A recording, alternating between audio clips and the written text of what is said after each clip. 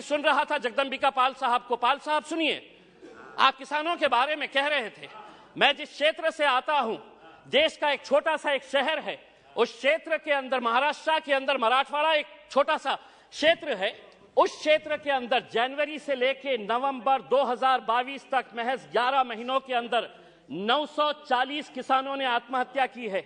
मैं देश की बात नहीं कर रहा हूं, मैं सिर्फ मराठवाड़ा एक जो देश का एक छोटा सा हिस्सा है, कहीं ना कहीं आपकी कुछ नीतियां गलत हो रही है। बताइए कितने ऐसे गरीब लोग जो पहले हम भी मानते हैं, हम भी खुश हुए थे, हमने भी स्वागत किए थे कि ये लोग जब अलग अलग तरीके से गैस की जगह पहले लकड़ी के ऊपर, कोयले के ऊपर है तो अपना खाना बनाते थे, आपने गैस दिए, लेकिन कितने लोग अब दोबारा रिफिल करने के लिए जाते हैं? क्या यह सच्चाई नहीं है कि पिछले 7 सालों के अंदर, 7 साल पहले गैस के सिलेंडर का रेट 450 रुपये था, आज आपने उसको 1080 रुपये किए हैं, और ये उम्मीद कर रहे हैं कि आप जितना पैसा एडवर्टाइजमेंट के ऊपर लगा रहे हैं कि प्रधानमंत्री उज्ज्वला योजना के ऊपर, वही पैसा अगर आप दे देंगे तो शायद इन गरीबों को फायदा होगा। 250 रुपये, 500 रुपये। फाइनेंस मिनिस्टर साहब से मैं इसलिए मुखातिब हो रहा हूं कि ये मेरे शहर से आते हैं। अगर देश के फाइनेंस मिनिस्टर साहब, मैं आपको कहता हूं, लीजिए एक नाम भी नोट करिएगा, सुलोचना गडप्पा, 70 साल की महिला है, औरंगाबाद में रहती है। सुलोचना गडप्पा, फाइनेंस मिनिस्टर साहब नोट करिए, आप औरंगाबाद शहर से ही आते हैं। उसको कितनी पेंशन दी जाती है? 250 रुपये। 70 साल की, कोई बच्चा नहीं है, और 250 रुपये के अंदर वो अपना घर का बसेरा करेगी। Anyway, we needed a special package for tea garden workers, sir. Thank you, sir. Supplementary demands के ऊपर आपने बोलने की मुझे इजाजत दी, इसका मतलब यह है कि आप सप्लीमेंट्री डिमांड्स के जरिए आप सरकार से पैसा मांग रहे हैं सरकार चलाने के लिए। मैं एक सवाल संसद से मांग रहे हैं। मैं एक सवाल फाइनेंस मिनिस्टर साहब से करना चाहता हूं, क्या इस देश के अंदर गरीबों के लिए, मिडिल क्लास के लिए और धन्ना सेठों के लिए अलग अलग कानून है? मैं आपको बताना चाहता हूं, अगर इम्तियाज जलील 50 लाख रुपए का अगर लोन लेता है और वो लोन डिफॉल्ट करता है, तो बैंकों को ये इख्तियार है कि मेरा नाम, मेरे गारंटर का नाम, मैं जो प्रॉपर्टी मॉर्गेज कर रहा हूं, उसका एडवर्टाइजमेंट अखबार के जरिए वो देकर मेरी प्रॉपर्टी सीज करते हैं और मुझे बदनाम करते हैं, मैं 50 लाख रुपए का लोन लिया हूं।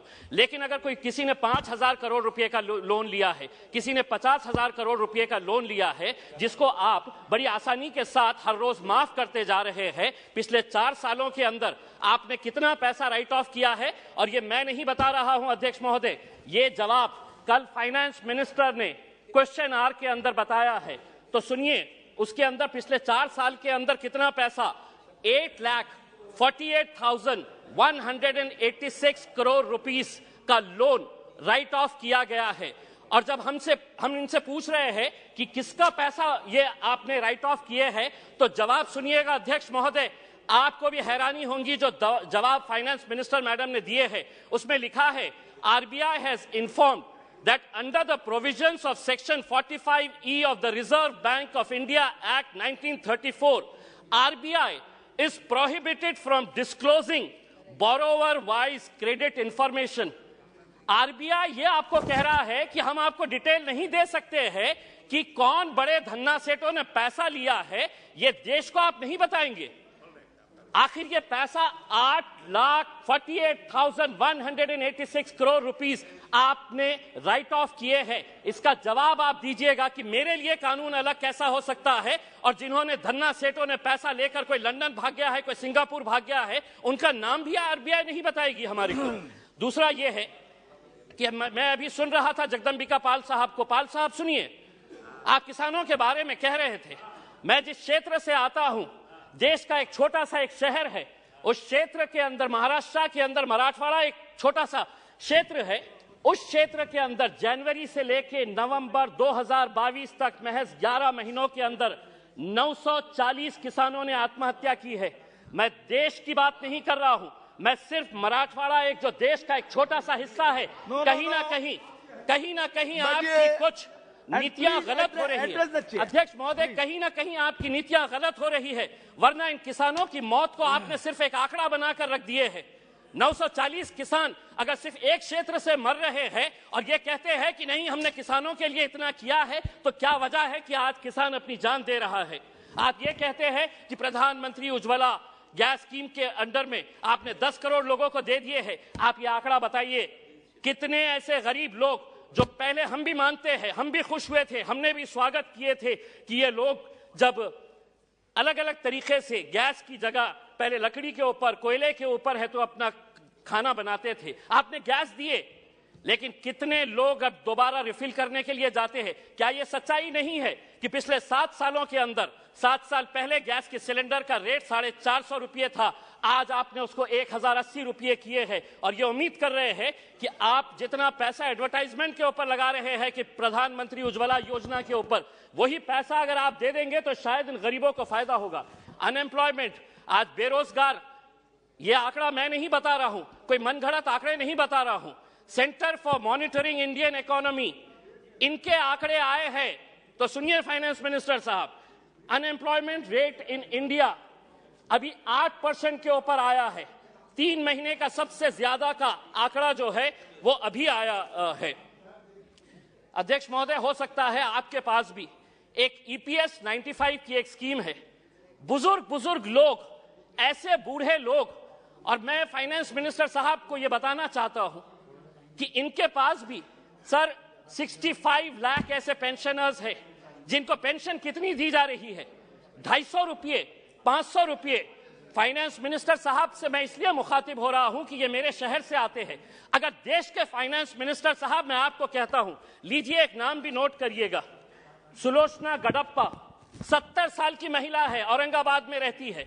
सुलोचना गडप्पा, फाइनेंस मिनिस्टर साहब नोट करिए, आप औरंगाबाद शहर से ही आते हैं। उसको कितनी पेंशन दी जाती है? 250 रुपये। 70 साल की, कोई बच्चा नहीं है, और 250 रुपये के अंदर वो अपना घर का बसेरा करेगी। मेरा यह कहना है कि पेंशन स्कीम के अंदर आपके पास कितना पैसा है, वो पैसे से EPS 95 के पिछले कई सालों से, और हर MP को इन लोगों ने खून से अपना लेटर लिखकर आपको निवेदन दिया है कि हमारे लिए कुछ तो भी करिएगा करके, आपके पास भी दिए हैं, आपकी भी फोटो छपी थी उसमें। दूसरा यह है कि आप EMI के रेट्स तो बढ़ा रहे हैं, होम लोन का रेट बढ़ गया, व्हीकल लोन का रेट बढ़ गया, आप FD का रेट क्यों नहीं बढ़ा रहे हैं? क्या वजह है कि आप ये रेट्स के अंदर तो बड़ी आसानी के साथ फैसला ले लेते हैं, लेकिन FD का रेट जब बढ़ाने की बात आती है तो आप इसके अंदर कोई फैसला नहीं लेते हैं। आप एजुकेशन के लिए पैसा मांग रहे हैं। मैं ये कहना चाहता हूं अध्यक्ष महोदय, अगर स्कूल में टीचर नहीं, कॉलेज में लेक्चरर नहीं, और अगर अस्पताल के अंदर डॉक्टर नहीं, तो वो इमारतें किसी काम की नहीं है। अगर वहां पर अगर आपके पास फैकल्टीज नहीं है, और ये भी मैं मनगढ़ंत नहीं बता रहा हूं, आप ही ने जवाब दिया है, सरकार ने लिखित में जवाब दिया है, यूनिवर्सिटीज के अंदर, सेंट्रल यूनिवर्सिटीज के अंदर प्रोफेसर्स कितनी, अध्यक्ष महोदय, प्रोफेसर्स की कितनी वैकेंसी है? 6180 प्रोफेसर्स की वैकेंसीज है। IITs और IIMs, बहुत सारे बीजेपी के हमारे सदस्यों ने कहा कि देखिए हमारे राज्य के अंदर हम कितने IITs और IIMs बना रहे हैं। इमारत बनाने से तालीम नहीं पहुंचाई जा सकती है, उसके लिए आपको लेक्चरर्स की जरूरत रहेगी। IITs के अंदर 4502 लेक्चरर्स, प्रोफेसर्स की वैकेंसीज है। IIMs के अंदर 493 वैकेंसीज है। दूसरा ये है, एक बहुत अहम सवाल, 2015 के अंदर आपने प्रधानमंत्री आवास योजना शुरू की, हमने स्वागत किया, पूरे देश ने स्वागत किया कि हर बेघर को घर मिलने वाला है। और प्रधानमंत्री साहब का एक भाषण भी है जिसमें उन्होंने खुद ने कहा है, यूट्यूब के ऊपर आप भी देख सकते हैं, कि 2022 तक हम हर बेघर को घर देंगे। फाइनेंस मिनिस्टर साहब औरंगाबाद से है, 50,000 लोगों ने अप्लाई किया है पिछले 6 साल से। आज मैं पूरी जिम्मेदारी के साथ ये कह रहा हूं, एक सादा ईंट तक नहीं पड़ा है। बिल्डिंग बनाने की तो बात छोड़िएगा आप, सादा ईंट नहीं पड़ा। अध्यक्ष महोदय, सिर्फ एक मिनट, एक सादी ईंट तक नहीं पड़ी है। दूसरा ये है अध्यक्ष महोदय, जाते जाते इस मुल्क को, हमने कल के दिन फाइनेंस मिनिस्टर मैडम कह रहे थे कि फास्टेस्ट ग्रोइंग इकोनॉमी है। हम आपसे ये पूछना चाहते हैं, अगर आप एक इतने बड़े माइनॉरिटी के तबके को अगर आप पीछे रखेंगे और आप ये उम्मीद करेंगे कि देश चलेगा आगे, हम क्या कहना चाह रहे हैं? आप हमारी प्री मैट्रिक स्कॉलरशिप बंद कर दे रहे हैं, आप हमारी मौलाना आजाद रिसर्च फेलोशिप आप बंद कर दे रहे हैं। आप ये सोच रहे हैं कि अगर माइनॉरिटीज को हम पीछे रखेंगे तो देश आगे बढ़ेगा। देश को हम भी आगे बढ़ाना चाहते हैं। हम चाहते हैं कि आप सभी का साथ और सभी के विकास के बारे में